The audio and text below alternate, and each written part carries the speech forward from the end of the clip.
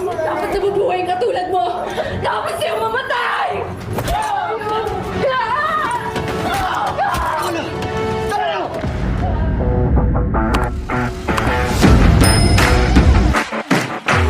Pinuntahan ni Chairman si Tindeng, dala ang isang envelope na may lamang sensitibong impormasyon.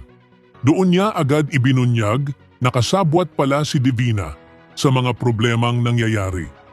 Laking gulat ni Tindeng nang malaman na isa si Divina sa mga dahilan kung bakit nasira ang mga sasakyan at ambulansya. Dahil dito, nagpasya si Tindeng na humingi ng tulong kay Tanggol upang mapigilan at masolusyunan ang lumalalang kalokohan ng kanilang mga kalaban. Agad na nagtungo si Tindeng kay Tanggol. Pagkakita sa isa't isa, nagkaroon sila ng seryosong pag-uusap. Ibinigay ni Tindeng ang envelope at doon nalaman ni Tanggol na si Divina nga ang nasa likod ng pagsira sa mga ambulansya. Napagtanto ni Tanggol na mas malala na ang galaw ng mga gerero, kaya kailangan na nilang kumilos bago pa may mas maraming mapahamak. Hindi alam ni Tindeng at Tanggol na matagal na pala silang minamanmanan ni Rigor. Agad nagsumbong si Rigor at tumawag ng karagdagang kapulisan para ikordon ang lugar.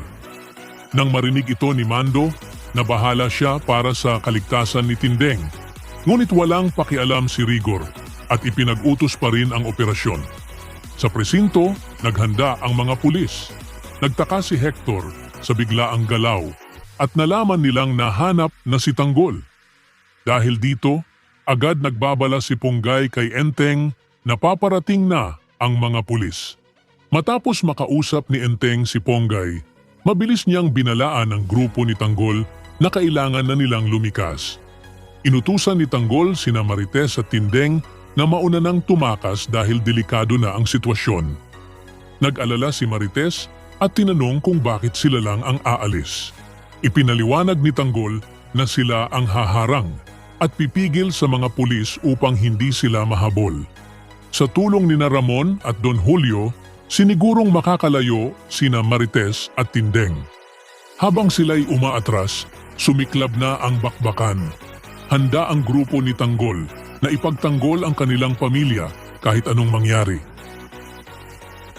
Nabunyag sa kwento ang mas malalim na sabwatan sa likod ng mga nangyayaring kaguluhan, lalo na ang pagkakasangkot ni Divina sa paninira ng mga ambulansya.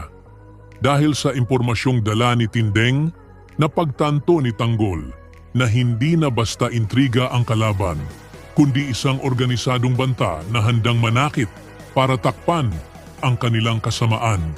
Habang palihim silang kumikilos upang protektahan ang pamilya at iligtas ang mga inosente, lalo ring umiigting ang panganib nang magsimulang umusad ang operasyon ng mga pulis sa utos ni Rigor.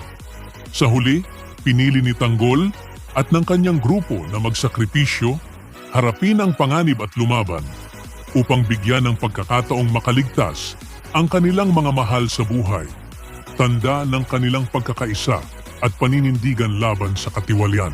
Ibahagi ang inyong saloobin sa comments section.